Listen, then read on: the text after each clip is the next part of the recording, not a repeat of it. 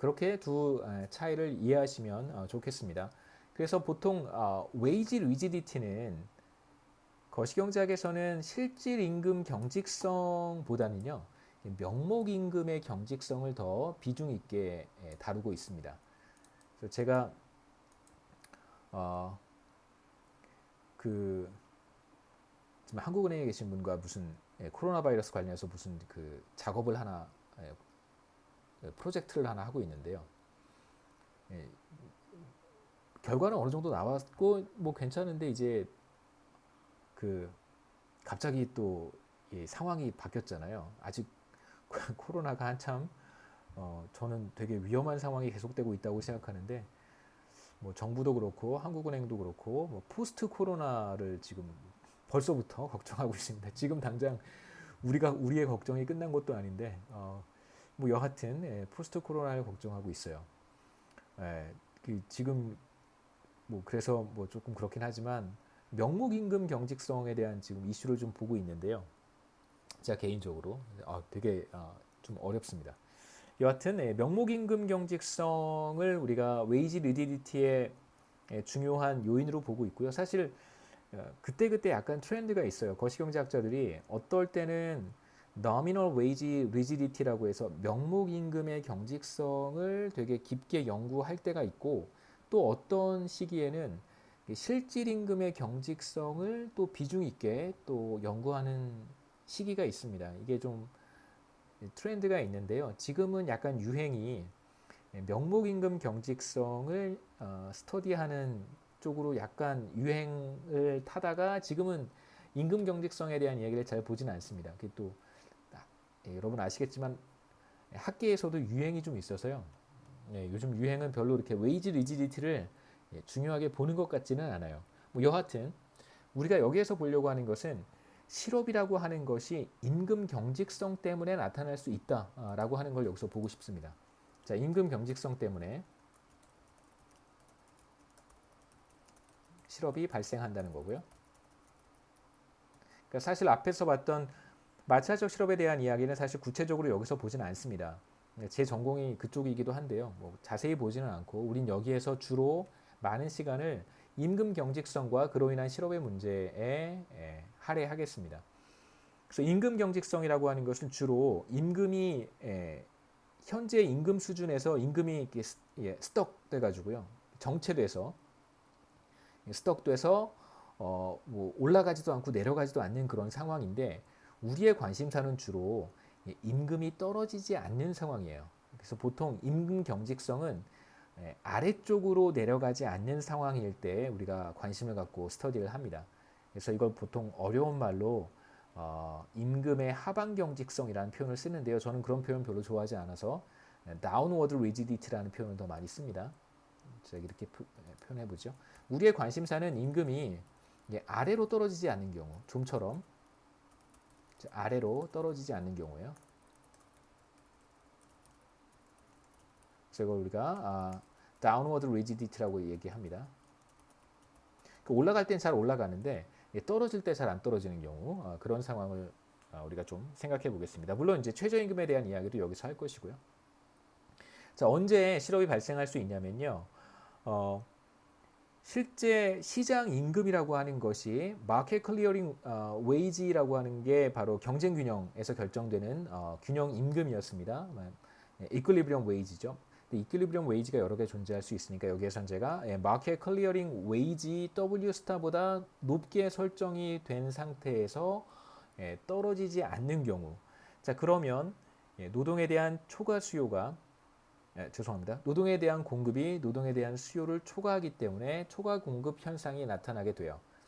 그래서 임금이 다시 한번 그림을 한번 보고 간단하게 설명을 하겠습니다. 자, 이 그림인데요. 자, 임금이 이게 바로 마켓 클리어링 웨이지 W 스타인데 어떤 이유에서인지 모르게 웨이지가 이렇게 높게 설정이 되었습니다. 마켓 클리어링 웨이지 W 스타보다 그러면 여기에서 노동의 수요량은 이만큼이고요. 그 다음에 노동의 공급량은 이만큼이 됩니다. 그래서 이 가격 수준에서 공급 곡선을 따라서 공급량을 찾으면 되고요. 수요 곡선을 따라서 수요량을 찾으면 돼요. 자, W 마켓 클리어링 웨이지 수준보다 높은 임금 수준에서 노동의 수요량이 죄송합니다. 노동 공급량이 수요량보다 더 커요. 다시 말하면 초과 공급 상태가 나타납니다. 그러니까 일을 하려고 하는 사람들이 더 많은 상황인 것이죠. 그래서 초과 공급 상황이 벌어지게 되면 그러면 실제로 일을 하는 사람들은 이 전체 중에서 일부잖아요. 이 전체 중에서 요만큼만 일을 할 수 있습니다.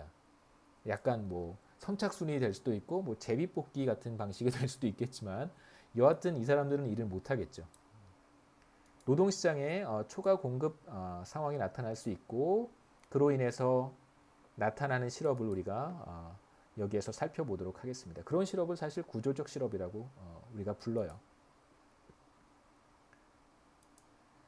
자, 이제 임금 경직성에 대해서 얘기를 한번 해보겠습니다. 임금 경직성이라고 하는 것이 무엇이냐면 마켓 클리어링 웨이지 수준보다 높은 수준에서 임금이 정체되어 있는 상태, 이것을 우리가 임금 경직성이라고 불러요. 또는 뭐 임금이 아래쪽으로 떨어지지 않는 상황도 보통 임금 경직성이라고 합니다. 그러니까 임금이 어느 한 수준에서 스톡돼서 올라가지도 내려가지도 않는 상황을 보통 웨이지 리지디티라고 하는데요. 보통 올라가지 않는 상황은 그렇게 큰 문제가 되지는 않아요. 문제는 내려가지 않는 상태가 사실 경제학에서 거시경제학에서 더 많은 문제를 야기할 수 있기 때문에 보통은 다운워드 리지디티에 우리가 관심을 갖습니다. 마찬가지로 여기에서도 웨이지 리지디티가 바로 다운워드 리지디티를 얘기를 하는 거예요. 마켓 클리어링 웨이지 수준보다 높은 상태에서 떨어지지 않는 상황을 우리가 웨이지 리지디티라고 부르겠습니다. 그런데 말씀드렸듯이 웨이지 리지디티는 올라가지 않는 것도 리지디티고 내려가지 않는 것도 리지디티입니다. 혹은 뭐 웨이지 스티키니스라고 부르기도 하는데요.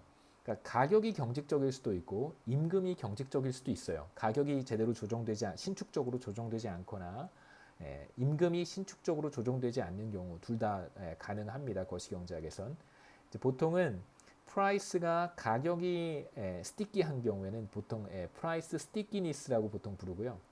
가격 경직성을 프라이스 스티키니스라고 부르고 이제 임금 경직성은 웨이지 스티키니스라고 부르기도 하지만 이게 웨이지 리지디티라고 보통 불러요. 그러니까 둘을 조금 다르게 불러요. 왜 그런지는 저도 잘 모르겠는데 똑같이 부르는 거 별로 안 좋아하잖아요. 영어에서는. 그래서 그런 것 같기도 해요. 그래서 뭐 웨이지도 하나의 가격인데 웨이지가 경직적인 경우에는 이제 웨이지 리지디티라고 보통 부르고요. 근데 웨이지 스티키니스라고 해도 괜찮습니다. 근데 보통 잘 안 써요. 그 다음에 프라이스 같은 경우에 프라이스 리지디티라고 부르기도 하는데 프라이스 스티키라고 얘기를 더 많이 합니다. 그래서 웨이지는 리지드하다고 보통 얘기를 많이 하고요. 프라이스는 스티키하다라고 얘기를 합니다. 끈적끈적한 상태에서 이제 잘 조정되지 않는 걸 가리키는 것이죠. 웨이지도 리지드한 상태에서 딱딱한 상태에서 별로 이렇게 조정되지 않는 상태. 그 다음에 이제 구조적 실업을 우리가 여기서 볼 텐데 구조적 실업은 바로 노동시장의 초과 공급 때문에 나타나는 것이다 라고 우리가 여기에서 조금 그 의미를 국한시켜서 보도록 하겠습니다. 이게 구조적 실업의 좀 폭넓은 정의는 아니고요. 구조적 실업은 여러 가지 요인에서 나타날 수 있는데 우리가 여기에서 보고 싶은 구조적 실업이라고 하는 것은 바로 노동시장의 초과 공급 상태에서 나타나는 실업을 구조적 실업이라고 정의하도록 하겠습니다. 사실 경제학의 어떤 개념들은 명확한 정의들이 있잖아요. 뭐 노동의 한계 생산 이런 것도 굉장히 정확합니다. 그런데 말씀드렸듯이 무슨 frictional unemployment, structural unemployment 이거면 뭐 100% 구조적 실업이고 저거면 뭐 100% 마찰적 실업이고 이렇게 말할 수도 있는 게 있고요. 이렇게 구분하기 좀 어려운 것도 있을 수 있어요. 그래서 뭐 제가 여러분들한테 무슨 용어의 정의를 물어볼 때는 가급적 가장 적절한 걸 여러분 찾으시면 좋겠습니다. 왜냐하면 뭐 100% 매칭이 되는 게 존재하죠. GDP의 정의가 무엇이냐라고 하면 우리가 정확히 말할 수 있습니다만 실업의 정의도 그렇고요. 실업의 정의는 우리가 실제로 사람들을 카테고라이즈 해야 되기 때문에 비교적 정의가 굉장히 데피니션이 굉장히 명확해야 됩니다만 실제로 우리가 나타나는 현상들을 카테고라이즈 할 때는 그게 그게 이렇게 클리어 컷 하지는 않잖아요. 이제 자, 이건 마찰적 실업이다.